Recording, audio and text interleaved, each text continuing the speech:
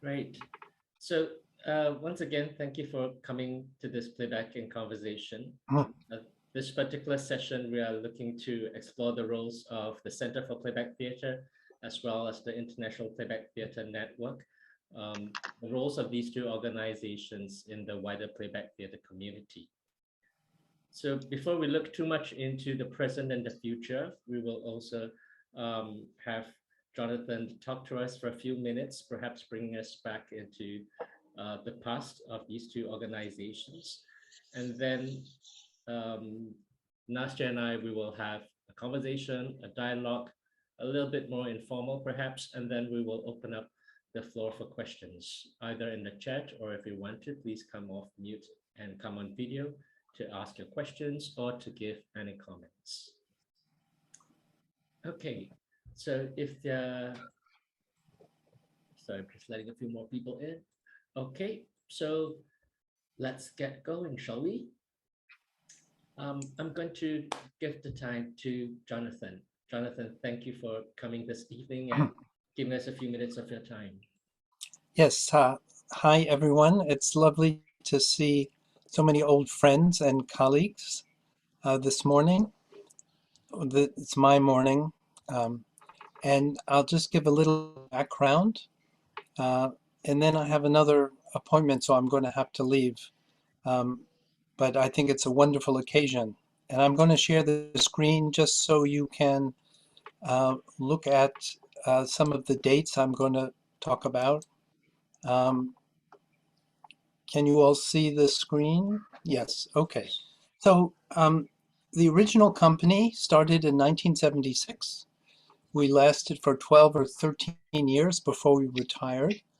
And we organized ourselves legally in the United States as what we call a non-for-profit organization or company. In England, it's called an association. And when we retired, as you can see, the next year, the IPTN was started. So we started the IPTN, and actually the original company gave its structure to the IPTN. So the IPTN from the beginning was a nonprofit organization.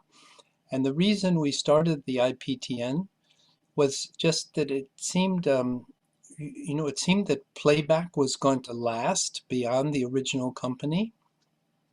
There were people interested in a number of different places, and Joe and I didn't feel it was appropriate really for everything to come through us, and it felt better to have an organization that would be for all the members and not necessarily, with us in control of it. So that was the beginning of the IPTN. 3 years later, I started the School of Playback Theater, which became the Center for Playback Theater. And it was a training organization, different in concept from the IPTN, was a membership organization for all people practicing playback, which featured from the beginning the newsletter and slowly evolved the organizing of conferences, but that didn't happen for a while. Okay, so from 1993 on, you had the two organizations, the IPTN and the School of CPT, and you can be talking about this, but from the beginning, people seemed a little bit confused about these two organizations. Why two organizations? What were their differences, and so forth. In 2005, so we're skipping forward a number of years, when the two organizations existed side by side. In 2005, the center started an experiment for expanding our income streams beyond just training. It wasn't such a successful experiment, but we booked performances for other companies because we had a professional office with a staff. We took care of the books for a number of playback companies. They used our legal structure. And we were trying to become kind of more of a full service organization that did training, but other things as well. And during this time, I approached the IPTN board and I said, well, why don't we try to integrate some of our activities, because we have this professional office with a staff and we can help you get things done. But at that time, there wasn't really interest from the IPTN in integration. In 2010, I retired from the Center for Playback Theater, and this was just at the end of the recession. And it turned out that the center didn't have enough resources in this recession and post-recession period to maintain its office and its staff. So from about 2011 on, both the IPTN and the Center for Playback Theater have been all volunteer organizations. So I think that's the end of my presentation, actually. Maybe Michael or Nastia, do you want to ask a question or make a comment? Or anything else you might want me to fill out?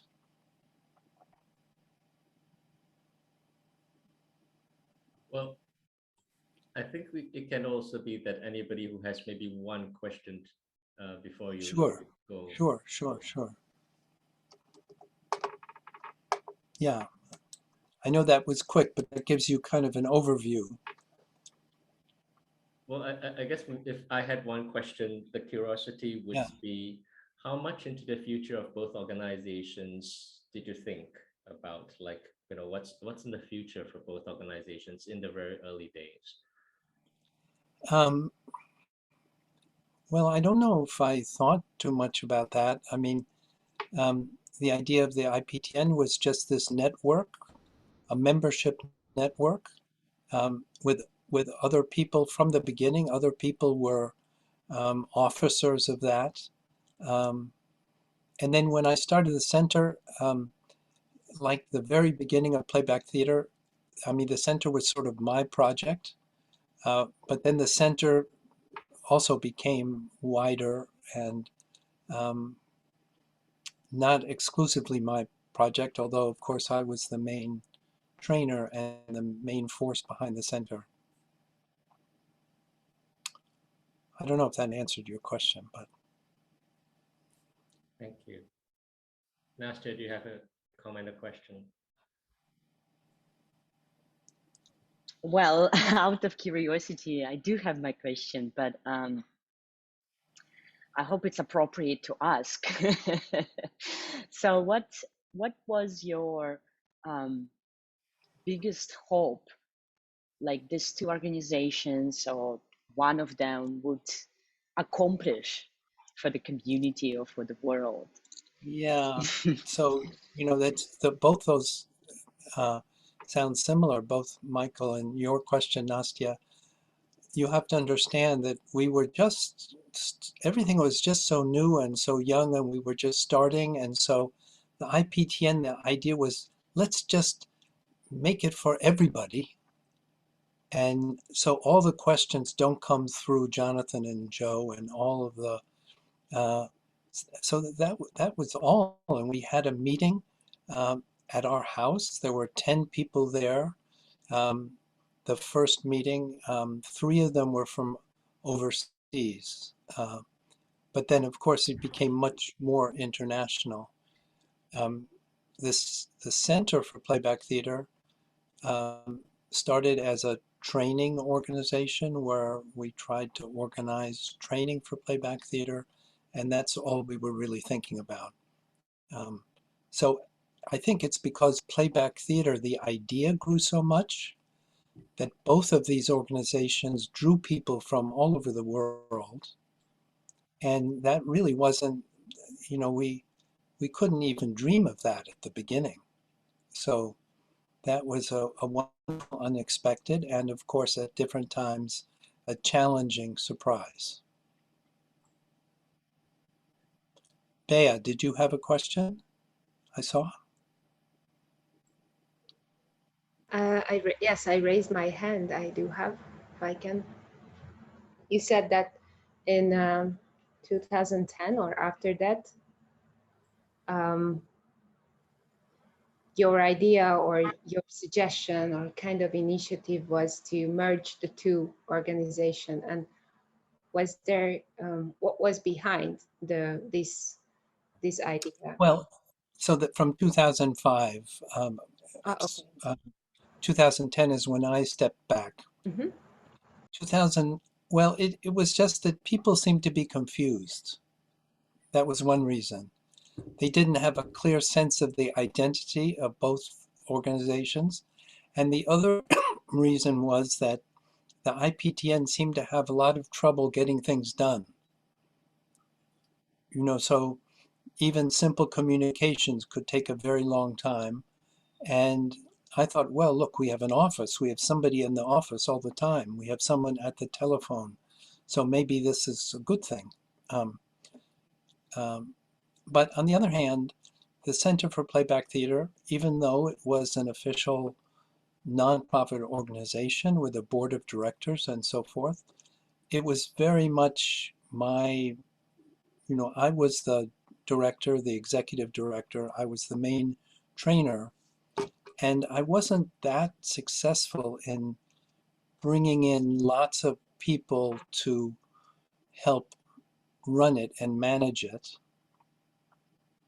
And since I stepped back, the center, like the IPN, has had a much more participatory management. So looking at you, Bea, or Michael, or others who are here, you've been very important in not only managing the center, but in keeping it alive and putting forward good new ideas and so forth. So that's a good thing, really. It's gone beyond me in a good way. If I could have one more question, could you say a few words about the change in name from school to Center for Playback Theatre? Yes. Okay. So the original company, from the beginning, I wanted it to be an arts organization, a theater company that would get funding, that would get grants. We organized that way. We were never terribly successful getting official grants.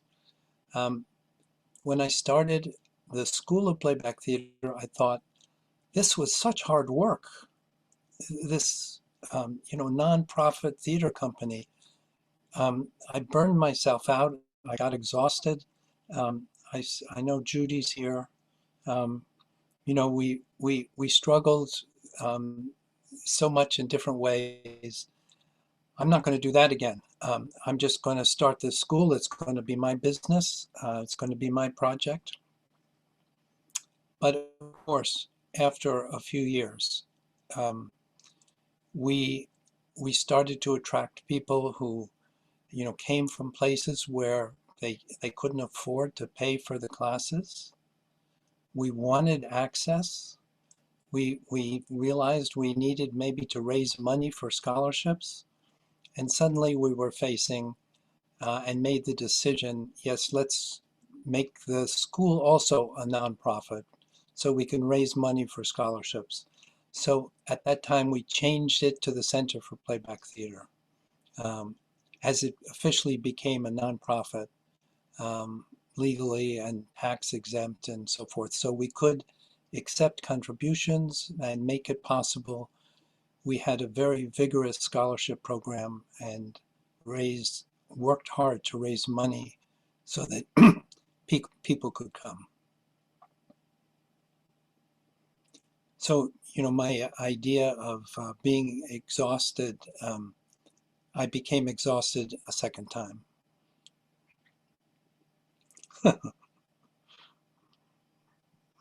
Thank you, Jonathan. Yeah.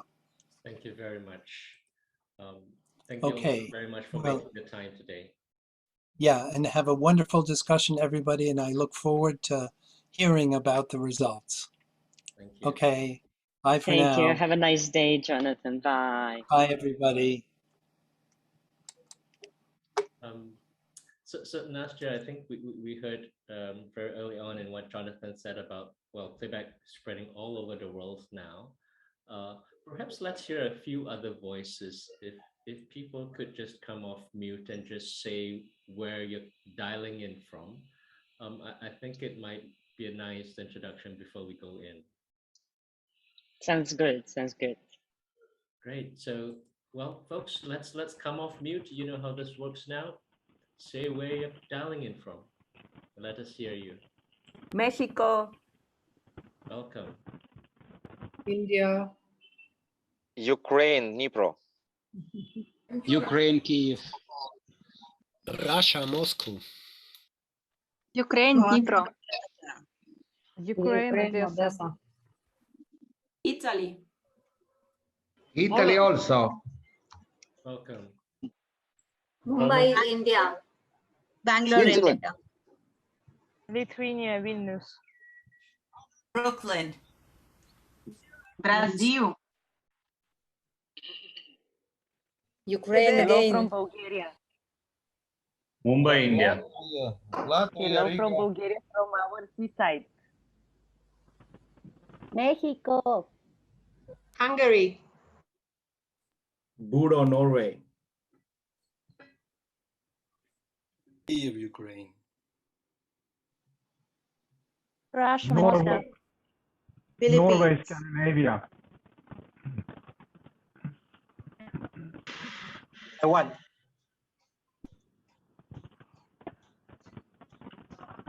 Ukrainian Donetsk. Ukraine, Dnipro. And the last few seconds. Okay. Welcome to And I guess some people send it on the chat, which is Darwin, Australia, and Holland. And I'm sure more people, I mean, here with us. It's just fascinating to see how many countries do we have. And actually, by the way, Michael, do you know how many countries doing playback now? Oof. I've heard 70. I'm not sure. What do you think? In my presentation last year, which I was, collecting all the data, it was more than 86. Oh my goodness. Wow. That's incredible. Well, so I guess the next part might be for us to kind of share some thoughts and responses, perhaps to what Jonathan has shared with us. And then we can talk separately about each other's work, well, our own work, and then we can come back in for another chat. Does that sound like a plan? So one thought that came up for me was that last year was IPTN's 30th anniversary. And in a couple of years that it would be CPT's 30th anniversary. And it feels like that both organizations have been emerging and evolving in response to needs, to what people who were in both organizations figured were the needs at that point in time. And I guess in our 30 years, at this point in time, it's also a good time to take stock, because the last couple of years has been so full of changes. That it's really a good time to think about what the future holds for both organizations. So that's one thought that I had. What about you? So I think, now the world are changing so quickly, especially with all this pandemic and, it's hard. So I guess the needs of the community is also changing. So, and I believe, maybe it's time for CPT and IPTN to come together and think how we can help each other to, fulfill the needs and mission and purposes which we has in our own organizations for the community. Yep, I agree. I think there is always room for more collaboration, more discussions and conversations. And I think, yes, both organizations are clearly different in focus, yet there is a lot of overlap in what we can do. And we're all friends, we all know each other, and we meet each other at different conferences and so on and so forth. I think there's lots of room for a closer relationship of sorts. I have a question. I'm just wondering if there's a certain situation that that ignited your initiative of bringing out in the open, questioning the roles of the center and IPTN. I'm just wondering the origin of your impulse right now. Is there a certain situation that brought you to want to clarify this? Well, perhaps I can take that question, and Nastia can say more. I guess in some sense, it's always been a question that's floating in the background. What do these two organizations do? And so often people are confused, and sometimes they want to talk to IPTN, but they will email CPT and things of that sort. And for the last two conferences, international playback theatre conferences, we've been preparing like a document that states out the differences between the two organizations. So it feels like that question about the two organizations has never really gone away. And another part of the equation is that, in the world today with Zoom, with so many things that's possible in terms of bringing people together, I think it's a why not? Why not let's have a chat between the two organizations. I think it's great for the community. I think it's also great for the individual organizations. And I've had this idea for a long time to have this kind of conversation. So this was it. This was the result of those thoughts. So, Nastia, is there any other? Thank you, Elizabeth. I can't quite see you. There's so many faces now on the screen. So, back to you, Nastia. Is there a comment you want to make before perhaps we talk a little bit about the work of both organizations? I think I agree with what you mentioned, Michael, before, but I guess it may be a little more clear since we talk a little more, about CPT and IPTN, what we do and what is, the stage we're having now, what's the challenges, what's the ideas we have, and then we can come back to this, important question, why we are here and why two organizations decide to have a conversation with all of you. Great, sounds good. So perhaps you want to take the next few minutes and share about IPTN? Sure, I can begin. Yeah. Okay, so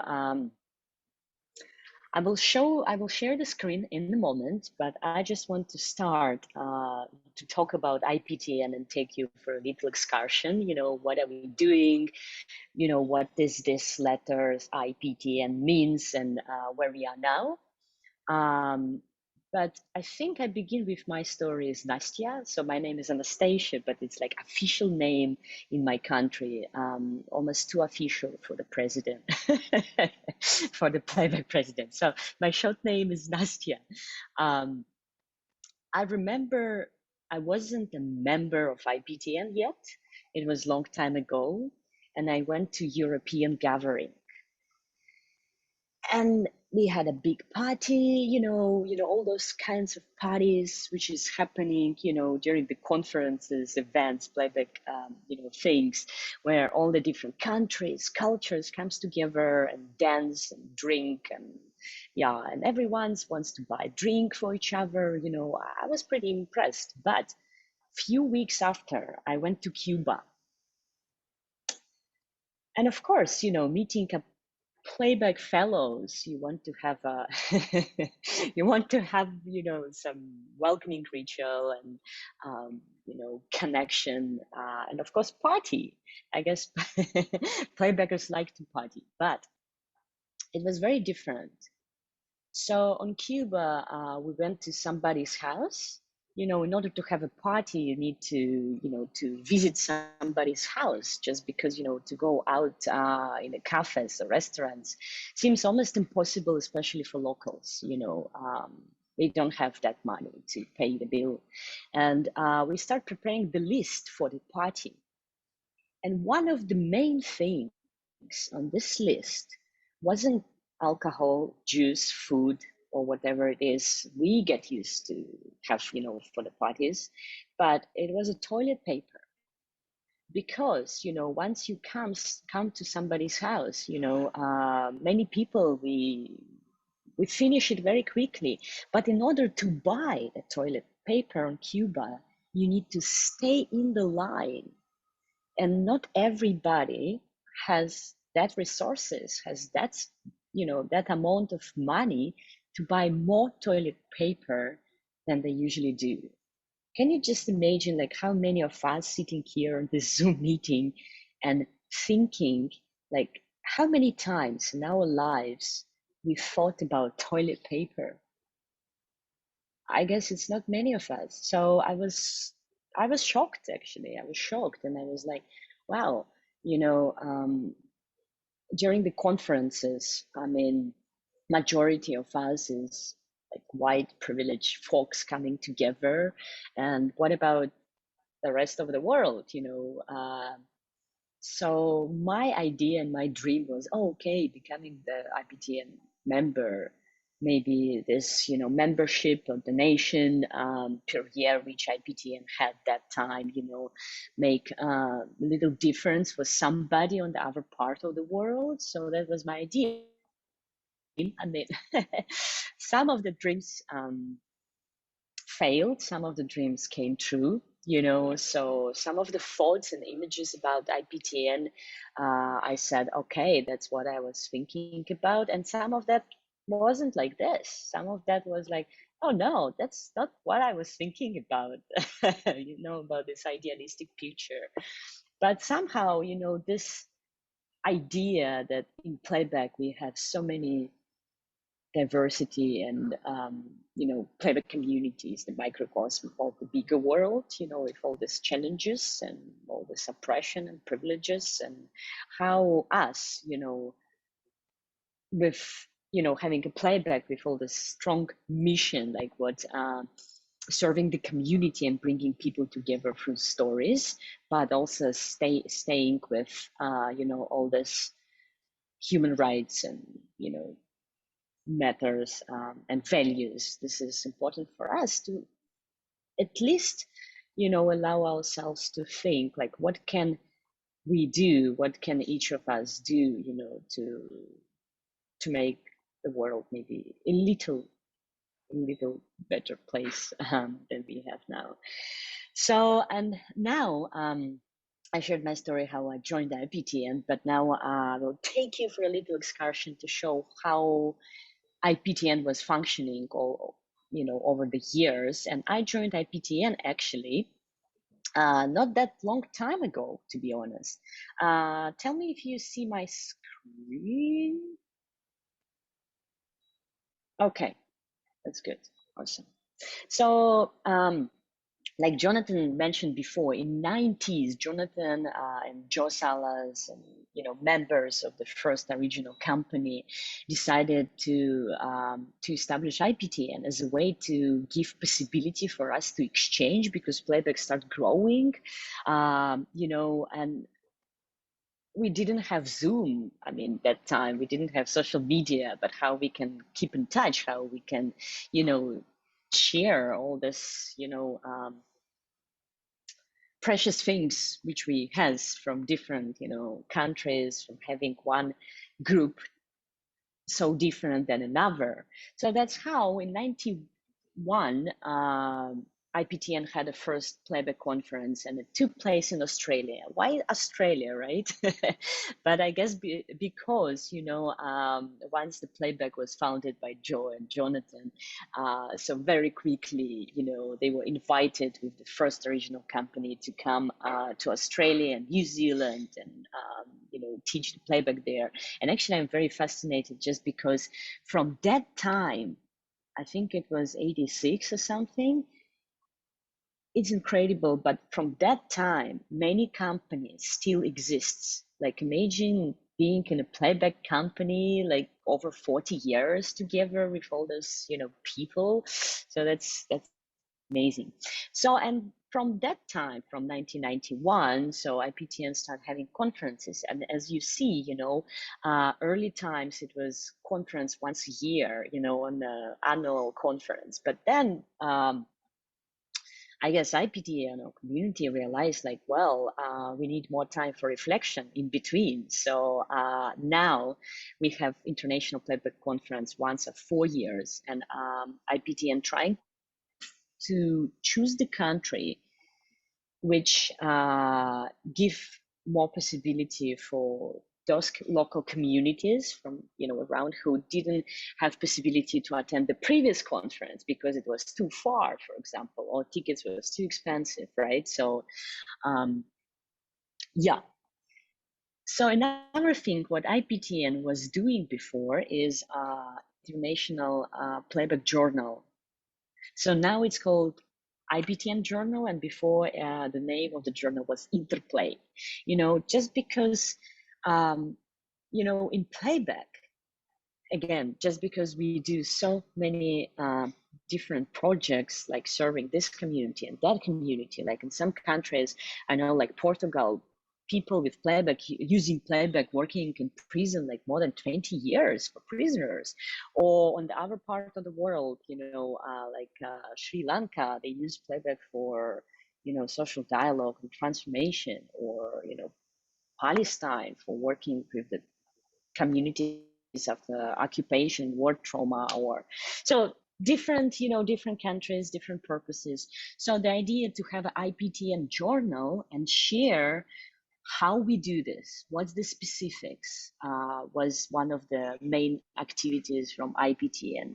And also, you know, what really, you know, what I like the most about playback, you know, we always have these polarities and try to reach the balance. And even in the way how we write articles, like in playback, we also have scientists who is doing research, you know, who keep doing research, who keep, you know, collecting the database, which is more about theoretical part of the playback. And also, you know, other people who just doing project, and then like they're so great, and we ask like, can you please share with the rest of the world how you was doing it, what was your experience, what was your mistakes, you know? So IPTN journal was collecting all those different, you know, articles all together.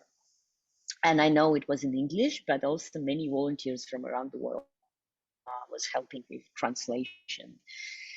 So in 17 and 18, IPTN, you know, tried to support local gatherings like International Playback Camp, and, you know, more local gatherings like, I guess, Mediterranean one. And what do I mean by support, right? So I mean, giving a portion, some amount of money, seeding money for the scholarships, in order to bring those people who cannot afford, not even pay organizational fee, but just simply to buy a ticket or pay for accommodation. So I guess that was, I like that part of IPTN at that time. So in 19, it was Cuban project, and Playback was presented at the UNESCO conference.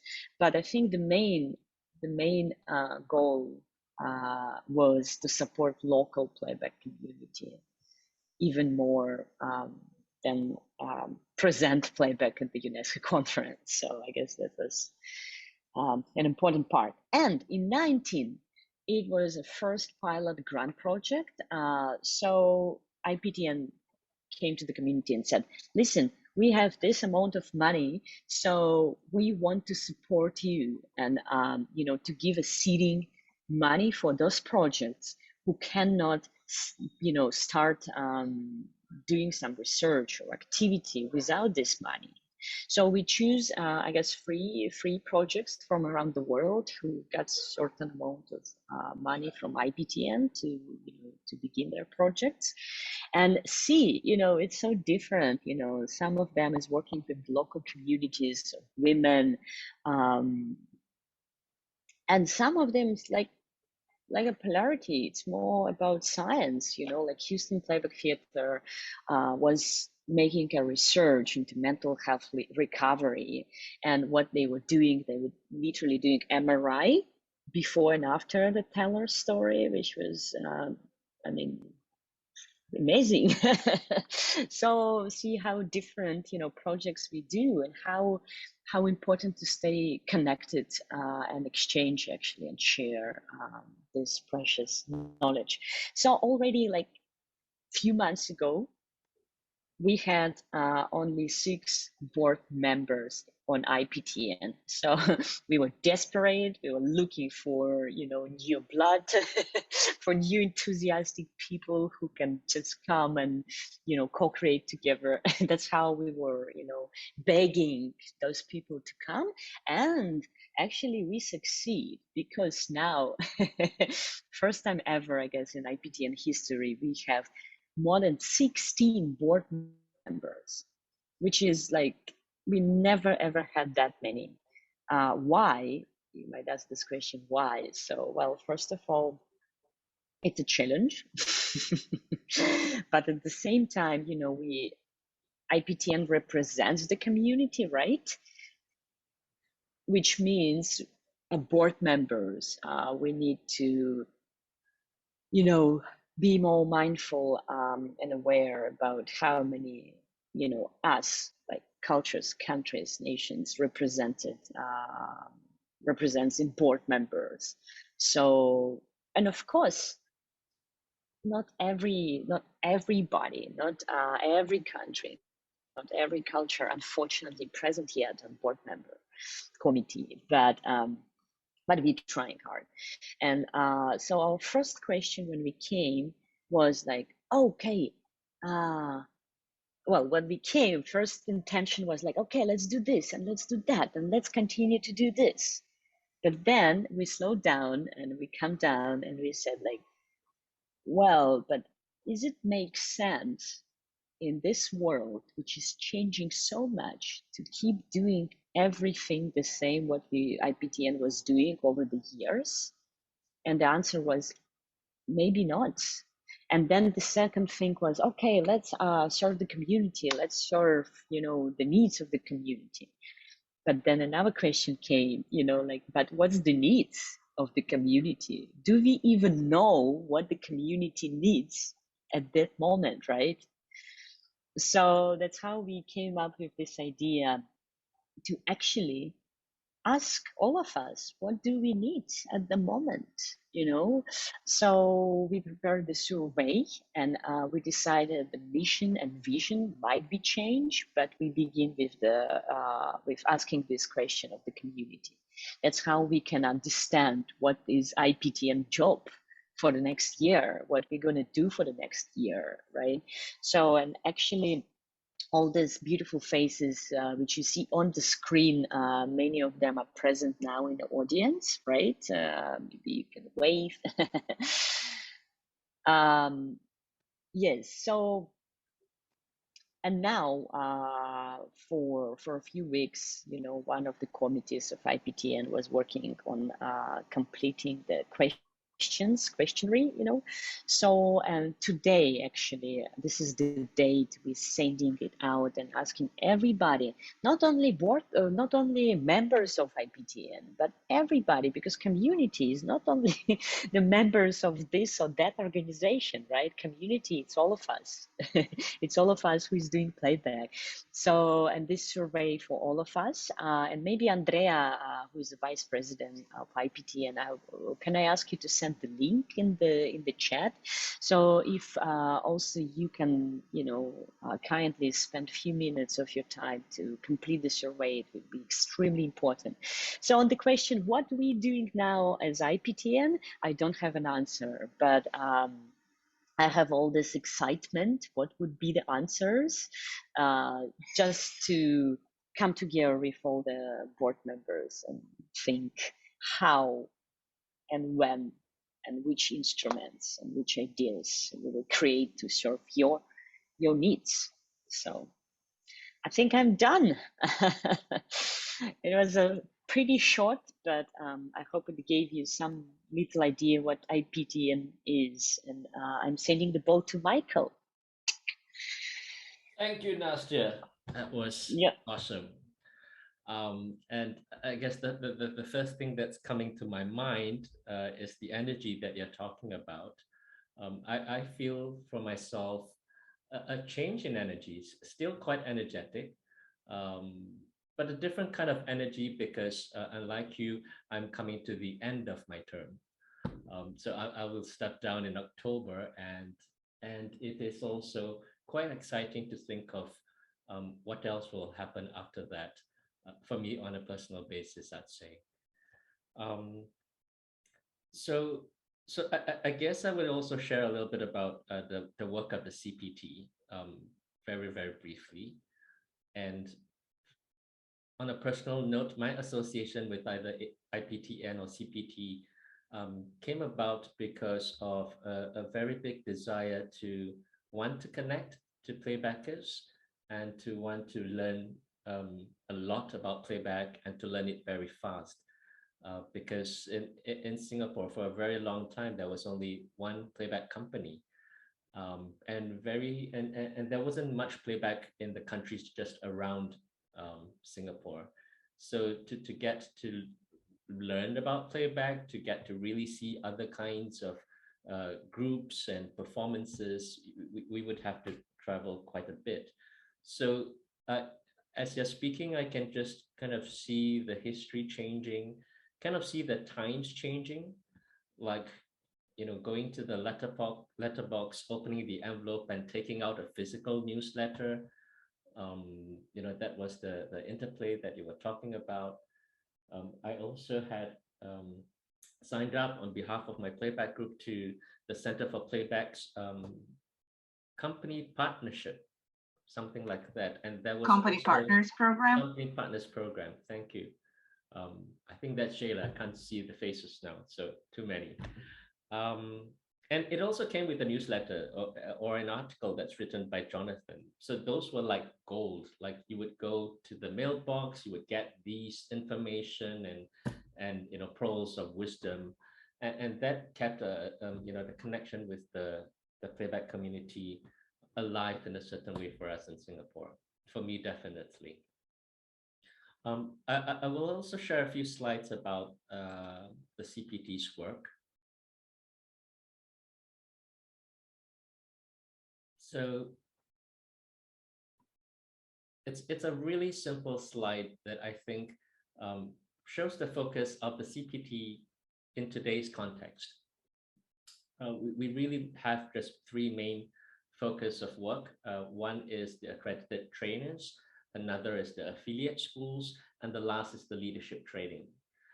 So if you recall, a few years ago, the centers stopped offering level 1 classes, level 2 classes for many different reasons. And I think it was a really good decision because we have so many wonderful affiliate schools around the world.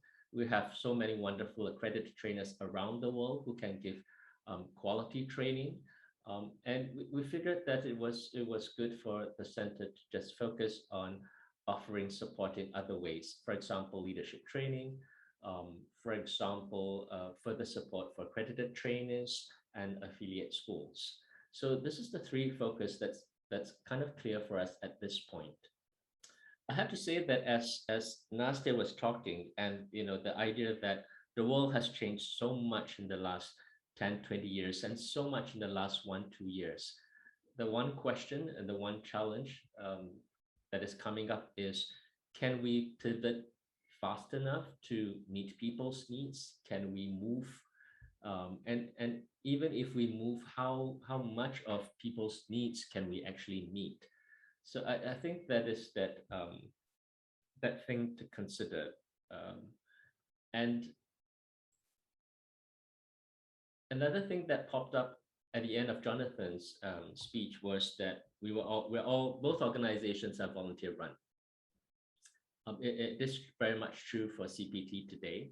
It is run by an incredible team of dedicated volunteers from all around the world. And these are the committees that run the different parts of the center. All the committees are active in different parts of the year. Some are more active than others. Others, like the strategic committee, are a little bit more ad hoc. But they're all served by people from different parts of the world and who feel a calling to dedicate work for quality training, for best practices. So I talked a little bit about accredited trainers. This number 98, we have 98 accredited trainers around the world. It's not taken into account the last window. So I'm pretty sure this number it should be a little bit more by now. So we have 98 trainers from all over the world. They're all listed on the website. We have 16 affiliate schools, again, in different parts of the world that are doing a marvelous job, that are also at this point, trying to figure out and transit to, the online playback space, as well as trying to still hold a space for more conventional and traditional forms of playback. So these schools are also listed on the center's website. So I want to just take a moment to acknowledge these wonderful people, my board of directors, the people that I serve with. There's Debbie, Bea, Ron, Igor, Celine, Dami, and Mina. I think some of them are here as well. I would like to give a personal big thank you to all of them. So, yep, thank you. And so I said earlier that I was going to step off in October. So Ron is also going to step off. I think Debbie's also going to step off. We're going to step off into something called a transition year. So we're still going to be like around, but not quite around, and helping to support those who are stepping into our positions. And these are the wonderful folks who are coming onto the board in October. We have Heidi, Radhika, Deb, and Sveta. And I think there's that similarity with the IPTN board, which is that we try to think about representation in terms of culture, in terms of geography, as best as we can. At the same time, I think it's also that we're also looking for people who have an understanding or have a willingness to understand the focus of the center, what the work at the center is. Okay, so I'm gonna stop sharing for a bit. Right, I think that's all I will speak about the center's work for now. I think there will be time for questions, but maybe now is the time for me and Nastia to have a chat. What's coming up for you? When you look at what the center's work is, where are the synergies, where are the challenges, what's coming up for you? In the meantime, sorry, just want to interrupt. In the meantime, if anybody has any questions, comments, feel free to pop into the chat, and we will also open up the space in a few minutes for people to speak. Yep, Nastia, take it away. So actually, probably, now I see this moment on the conference in Montreal where, CPT and IPTN, first time ever co-created, some logo together. So I guess it was a bag, from the material, and it was logo of IPTN and logo of CPT comes together. So I guess for me, as for Nastya, I couldn't say now with behalf of all the board members, just because first we need to talk together. But me as Nastya, of course, I would like actually to come, and not only once a 4 years during the conferences, like IPTN board members and CPT board members together and formally talk together, which is like too formal sometimes for me.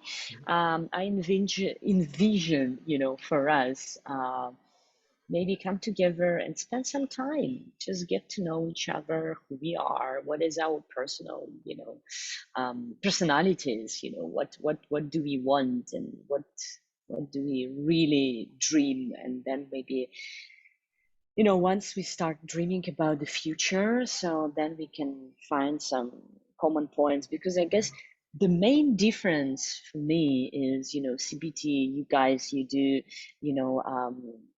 a quality of education, that's how we all, do playback. So and us, we, invite all those people who finish the courses or get acquainted with playback from CPD, right? And then we create the networking, exchange, possibility for exchange, and saying like, listen, the world is bigger than just your playback group. The world is bigger than just your city or your country, it's a community. So I think we cannot exist one without another sometimes. Maybe I'm wrong, but I like this idea that we cannot exist without each other. I sometimes think it would be beautiful if we don't need both organizations, that the community self-organizes and things are popping up like balloons all over the place. But I think the truth is there is still some space for the two organizations. When you were talking, what occurred to me was that it's not about the CPT setting the standards for training and for quality playback. It's more about inviting people to continue to learn. And I think part of that, especially in today's world, is bringing people together, because that's how we learn, right? Playback is about group wisdom. Playback is about creating that human relationships with one another so that we can support one another to learn in different ways. And I think that's kind of the focus for the work. It's not just about, this is right and this is wrong. It's not just about this is the way to be, but how can we create platforms for people to come together? Maybe on specific issues, maybe for specific things. For example, can group leaders come together to support one another? Because I think that's also how best practices get spread and get built. So the coming together, I think it's really an important part of the equation for both organizations. How do we build that platform? And in today's world, how do we be inclusive? Because that's getting more and more tough. Yes, I think, so now Yoki is asking this question, when do you think it's time to go together more than working together, but to make one from two? So I can just answer, and then you continue, Michael. So I just want to share a small experience which we have having now in Russia. So we have playback school for many years, and playback school was organizing the conferences and, supporting trainers with supervision and, all those actually important stuff. But now we face the needs, and we realized we need Russian speaking association, because it's not a job of school to do the certain things just because we start crossing the interests, So if we say, playback school is supporting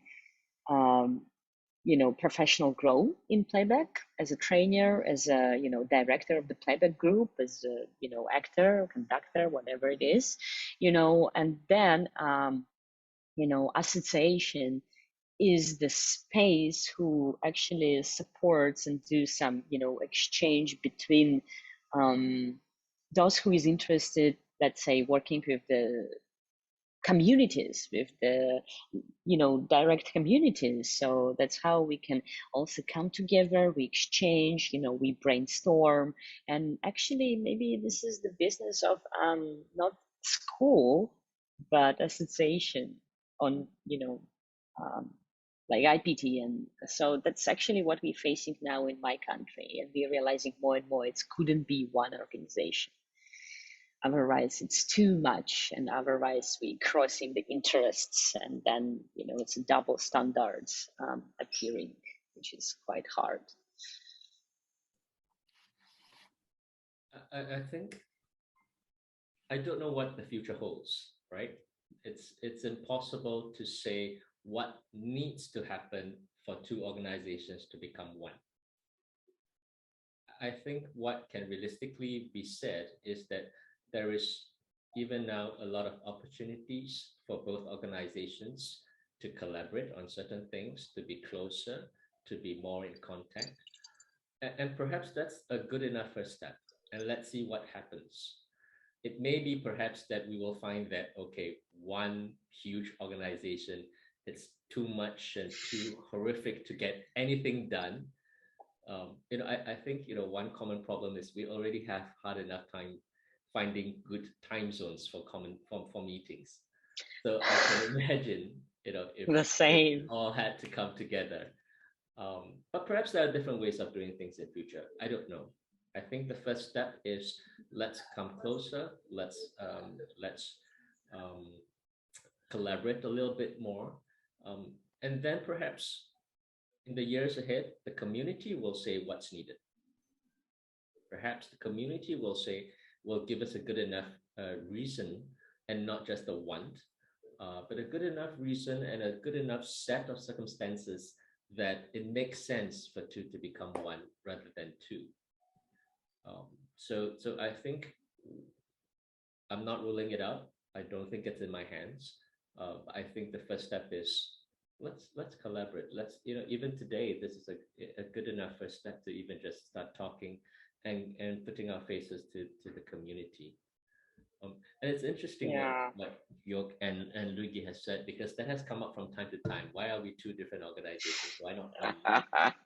So for decades, it was the question for decades. And I guess, as Jonathan and Joe saying, like, we tried many times, but it never works because it's a different goals and different purposes of these two organizations. Even now, when you say let's collaborate, we need to be clever and find where we can do it. Which so it will make sense. Or it could be one organization but two huge departments, let's say, but then it will be much more complicated than you think. And I guess we don't want to create monopoly. So I think that's another point, right? Like we're now talking about these two organizations, but the truth is there are so many other playback organizations around the world, associations, national associations, schools that are not affiliated. I think that's great. When we in my first meeting in Montreal, let me rephrase that. In the Montreal conference, after that, there was a meeting between the two boards of IPTN and CPT. Part of the conversation was, part of the conversation came up about the picture of how CPT and IPTN are. There was the picture of an umbrella, and CPT is the stem of the umbrella, and several other images come up.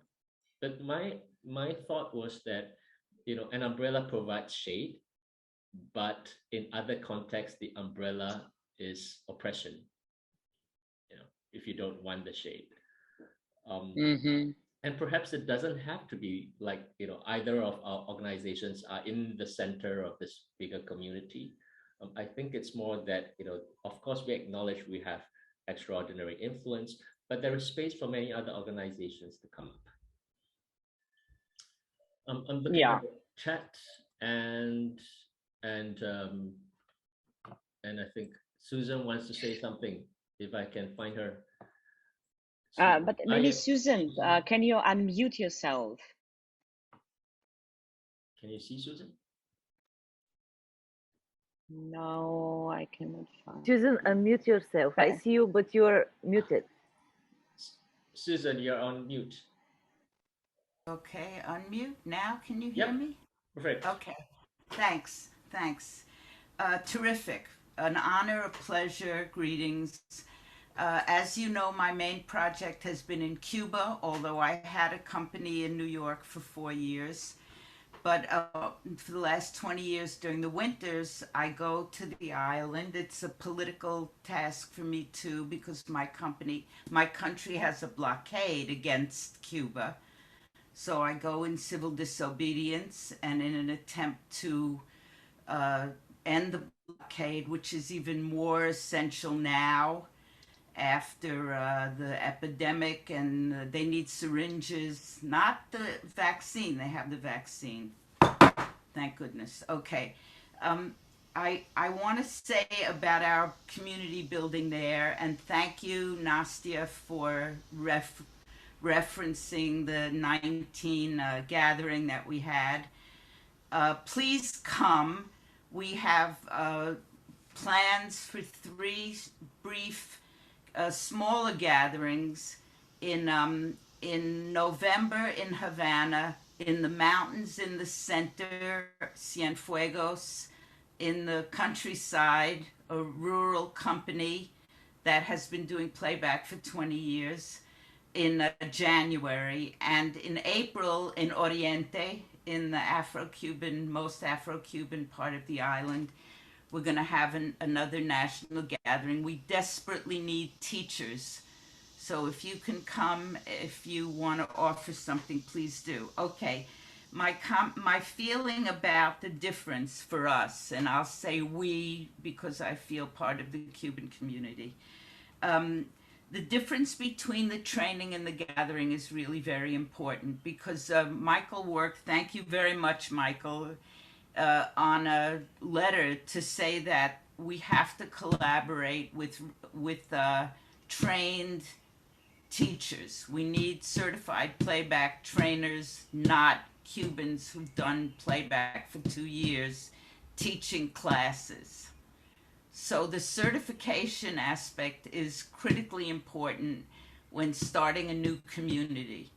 To know that we have the same training that is given to everybody all over the world, where we have 3 candidates waiting for the leadership class, who the letter that Michael and I and a lot of folks in Cuba worked on was to say there are people authorized by the center who are responsible for that to offer the classes. Because already rogue playback is being offered by people who've gone to 1 or 2 classes but don't have playback training and experience in companies that these 4 who we will prepare will have. As far as the 2 organizations, I think coordinate is a good start. Not to blend, that will evolve, but to coordinate, because we've had times, and I remember we were planning a national gathering and the IPTN planned an international gathering in Brazil the same season, and I was stuck because I wanted to participate in the gathering in Latin America, but I had already made a commitment to do a national gathering in Cuba. So that was very painful, and it caused some static between a number of us who wanted to be in two places at once. So coordinating is extremely important. The calendar, what's going on where, who's responsible for what.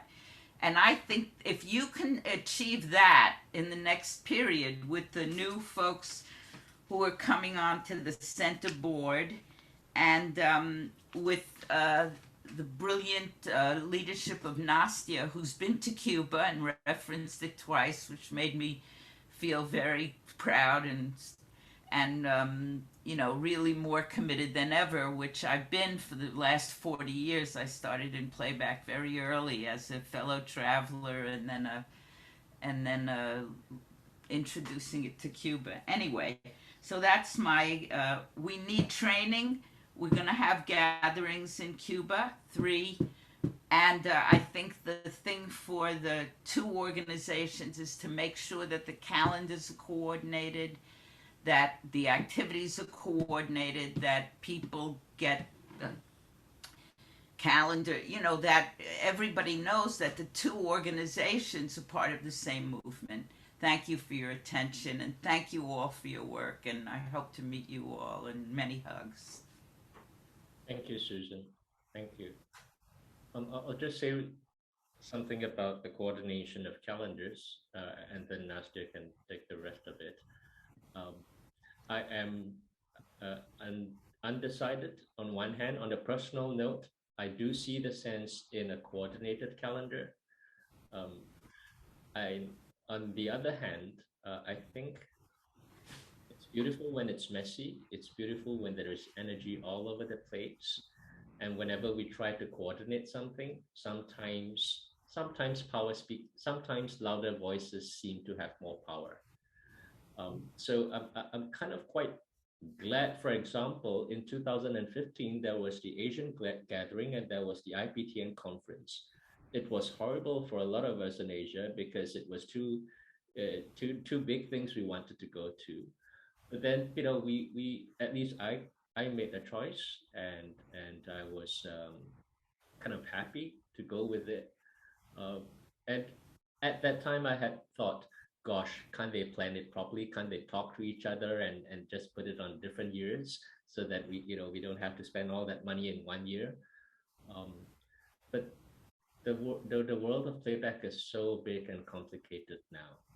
I'm not even sure if to try to coordinate something as political as a calendar is a desired way forward.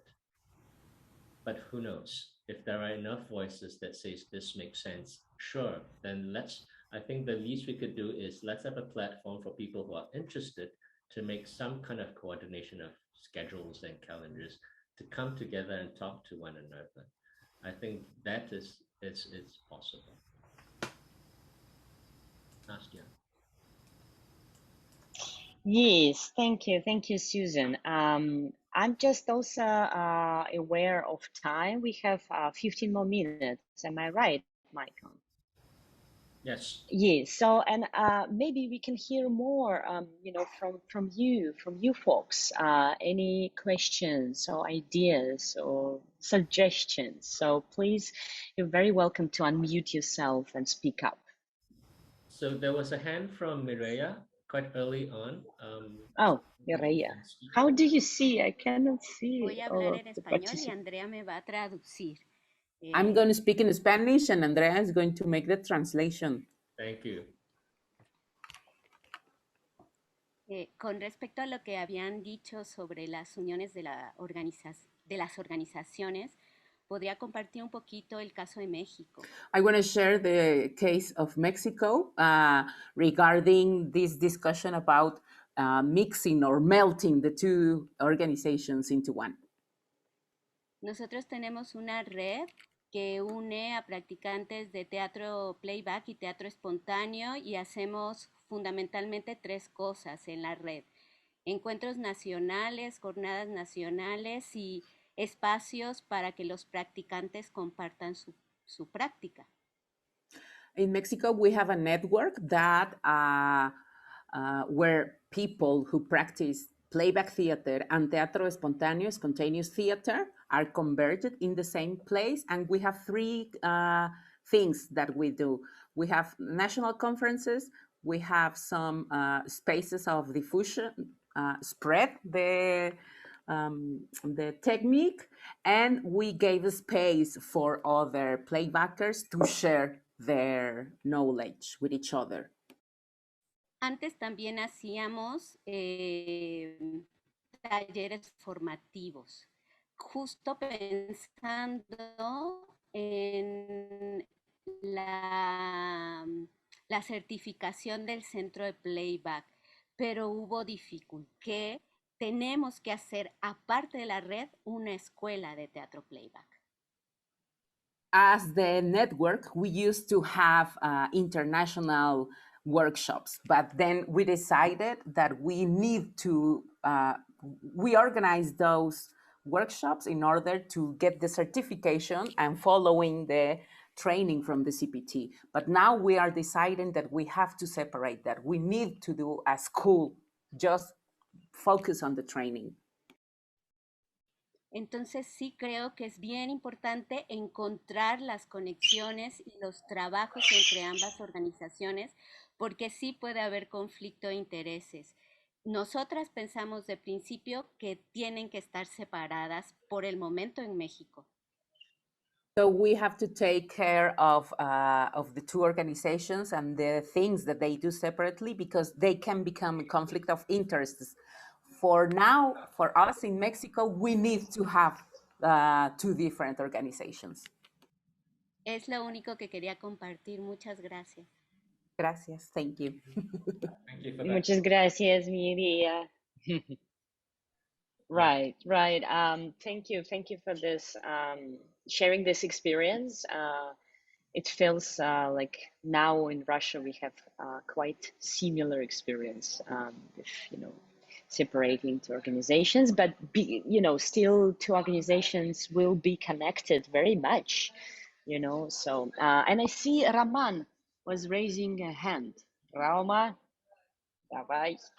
Hi everyone. First of all, I want to share my gladness when we start to say the different countries and the cities where we are and here, and it was really warm feeling. And that's why I want to thank you, and maybe not really good, but thank you to Pandemia that you make meetings in the Zoom, and I part of the project of different as affiliated school and others, and I want to continue this. So thank you that you started and continue, and bless us for all of us. Thank you. Elizabeth? Yes, thank you. So I want to first say thank you for this meeting. It's actually a relief for me to be hearing, of this need for communication and collaboration between the two organizations. It's a big relief. And I don't want to go back to something. I'm just going to do a little comeback as a co-chair of the IPTN meeting in Montreal. And what I want to say is that I have experienced at that moment that there was a lot of energy lost in the organization because of the need to satisfy both voices, the CPT and IPTN. And if this beginning of dialogue can prevent that people organizing whatever do not have to spend energy on top of the energy already necessary for an international conference, to have to spend energy to satisfy sometimes some contradicting voices. So I want to express my relief. Okay, another thing is that the way I experienced it, and I was not able to go in India, so I don't know about India. If I talk about my experience, the focus for the program committee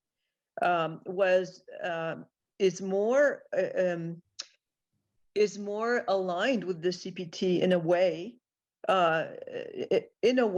I'm not saying completely, but it's because the program is about the content and what people are going to get their teeth into, which is very, very important. And in the on the side of IPTN, it's really about inclusion and, you know, where the money's going and how to welcome people from most places as possible. And it's a big job. So I really find that it's a polarity that needs to find balance. All the question of meaningful training on the one hand, and then the absolute importance of inclusivity and being aware of the international, you know, movement and who is there and where are the needs. So I right now also to end my intervention, I find that I find it could be more profitable to have the two working hand in hand because of the job being so enormous, but being conscious that both that polarity, absolutely, even if there's a good productive tension, it's great to keep that tension going and to ease some tensions by communicating and collaborating.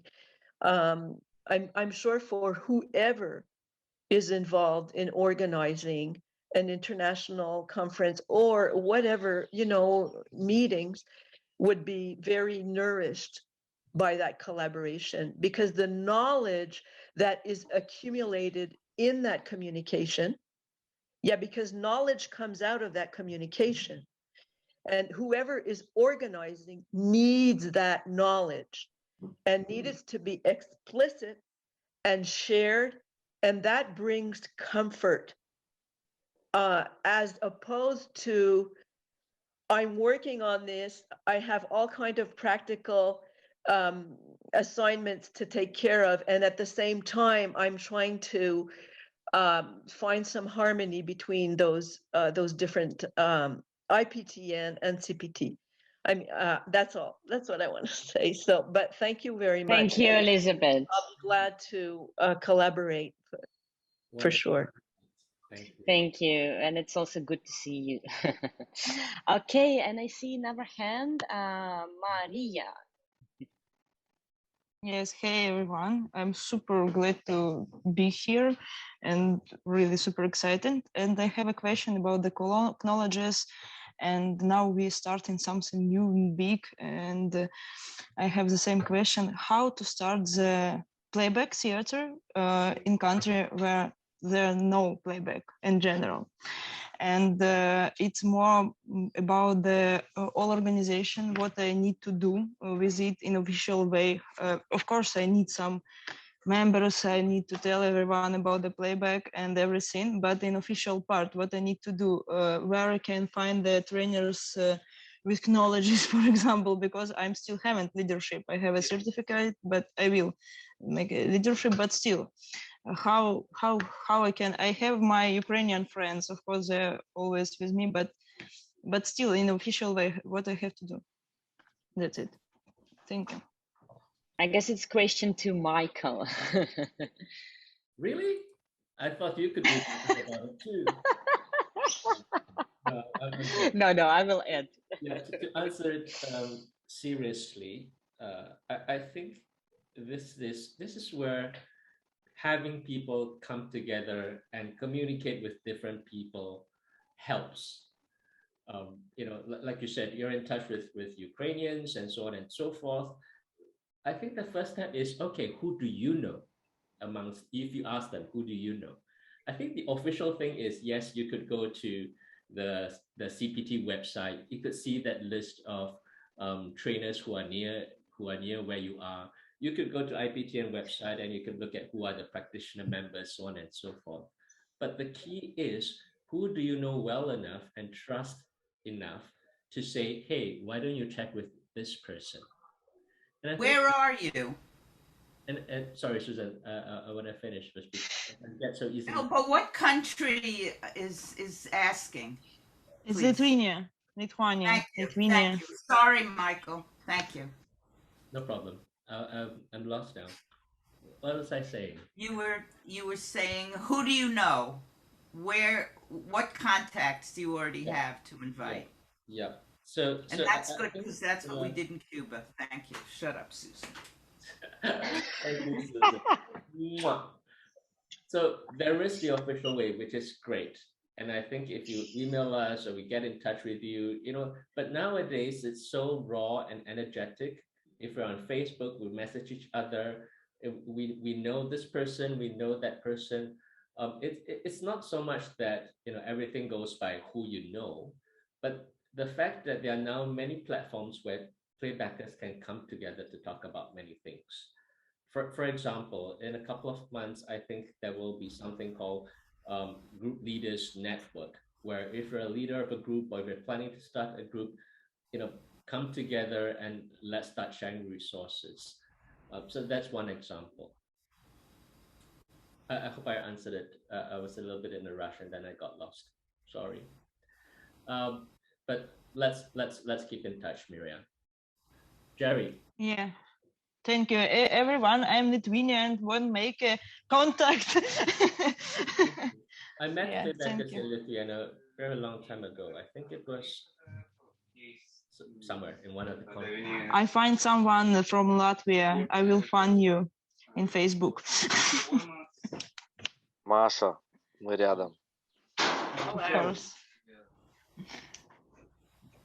Thank you again. Thank you.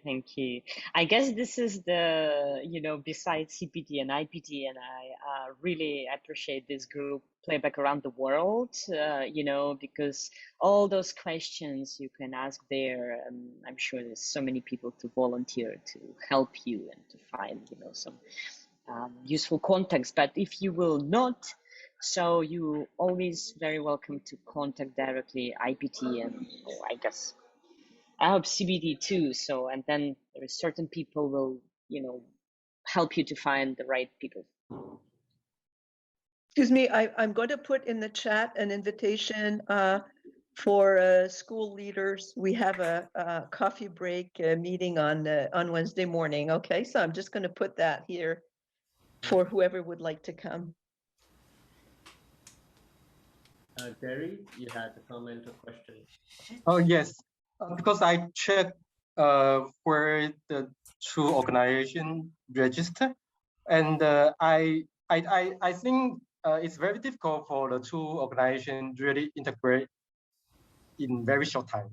But I'm thinking, do you think if you both have a small community called IPTN and the CPT in the two organizations, and the small community could have some people get together to discuss some issue that you both face because you all register in the United States? I think you have some official things need to do together.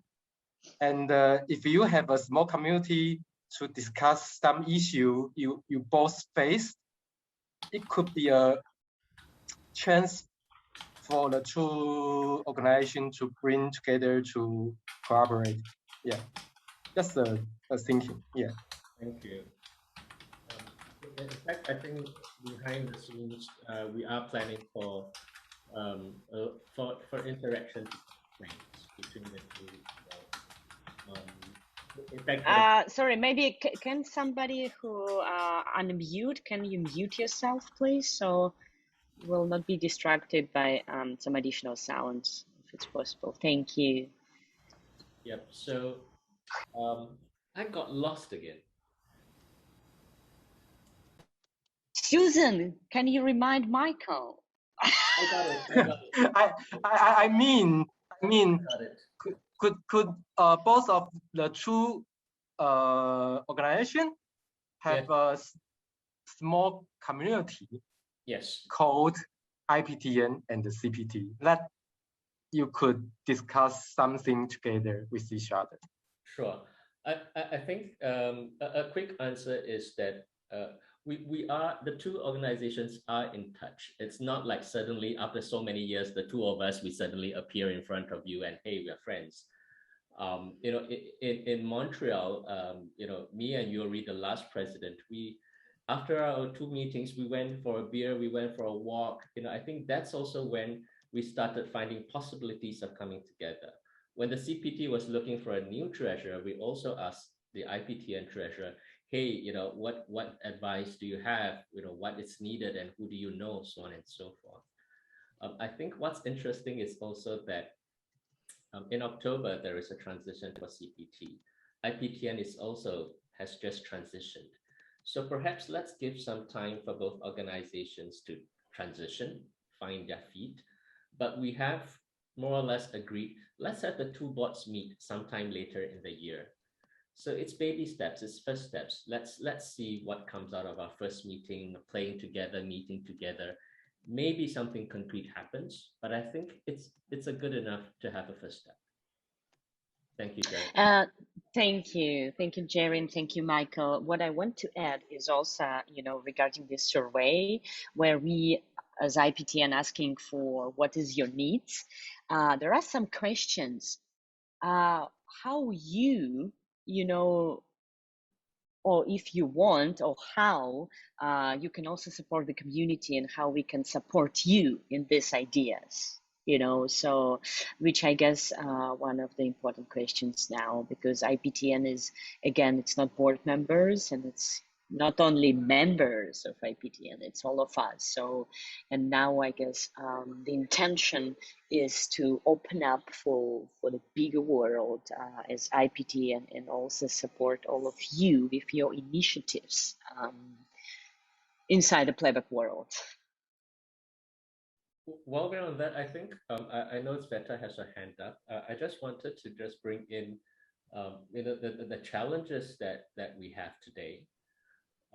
You know, it seems easier to connect to people from all over the world, but at the same time, I think it's also very difficult to truly authentically connect in an authentic way.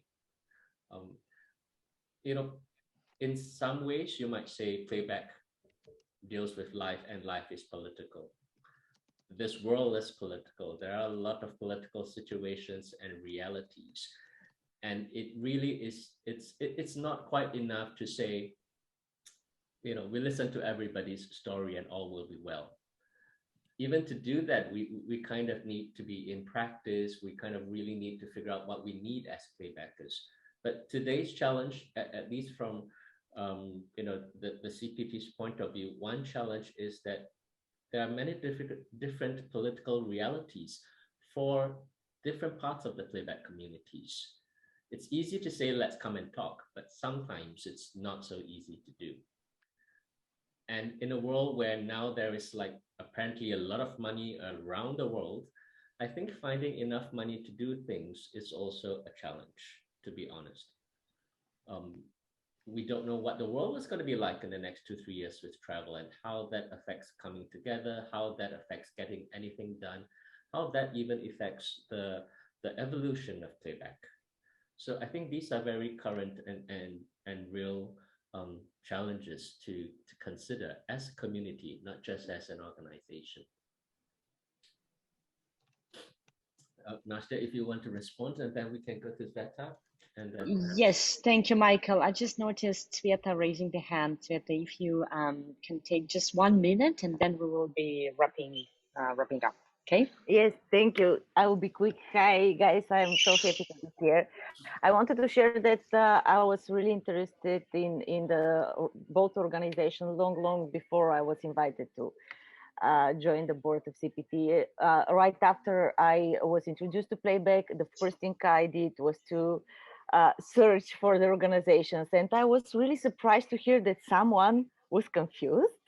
I mean, it's so obvious. I mean, for me personally, it's so obvious the two organizations have different goals and they serve in different ways.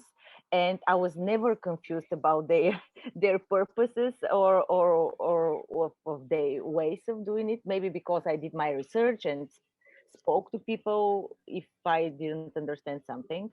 But for me, the both organizations have its place, and they are doing an amazing job, in my opinion. I think for now there are so many things that have been done, and of course will be done. In my opinion, they can of course communicate more, but as someone before said, it's a huge work. I organize society here in Bulgaria, and I organize different kind of things, and this is a huge work. And to only to gather people to talk for a meeting, it's a huge work. So in a way, I think that if it works, don't touch it. I mean, it works. It works, guys. So I just want to say that I'm so happy to be here with you, and you're doing an amazing job, guys. And I'm looking forward to collaborate and maybe to improve whatever is possible, if not just to continue the good job. Thank you, Tsveta. I guess again, I want to remind all of us, these two organizations is just serving all of us. It's not separate, commercial monopoly things. I mean, this is all of us. And I guess one of the things I just want to mention, when I became a president, I guess it was 1 month ago, I came home and my grandma, she came to me and said, "Hey, Nastya, will you buy us a new flat now?" I said, "Why?" She said, "Oh, you became a president." I said, "No, Grandma, it's a volunteer job." It's so funny. But again, I just want to say, it's a volunteer job for all of us. And maybe it's good. It is a volunteer job. So so I guess I also want to say thank you for all the 16 board members, and some of them are present here, and thank you for your commitment and for your time. You will spend and you're spending already for all of us. And yes, we open and we ready to all your suggestions and ideas, and you're very welcome to contact anytime you want, and we will answer in our time zones. Michael. I remember my wife tells me from time to time, she kind of makes fun of me all the time. I think only Jerry might understand this, because chairman, if you say it in a different way, it's chairman, which in a Chinese dialect, it's blind. It means blind. So I think it's great that she's reminding me that there are many things that even in this position where supposedly you can see many things, that we can still be blind to the needs of different people and the needs of different situations, on a personal level as well as an organization level. I don't think that the CPT speaks for everybody in the community. I think the CPT invites as many people from the community to engage and interact as much as possible. I think through the interaction, through the engagement, the community keeps us from getting too many things wrong. If we don't hear your voices, we have no information, that's when we start to make certain decisions that may not work out for many people. So I invite you to please connect with us and to keep speaking to us. At conferences, on Zoom calls, whatever it is. I still remember talking to many people in different situations. And yes, things don't move as fast as we would like them to. And yes, sometimes we feel we are not listened to because we don't get what we want. But this is the world. This is sometimes things move at different speed. But what's important is that we can somehow move together towards each other and towards a certain direction. And that's my invitation to everybody.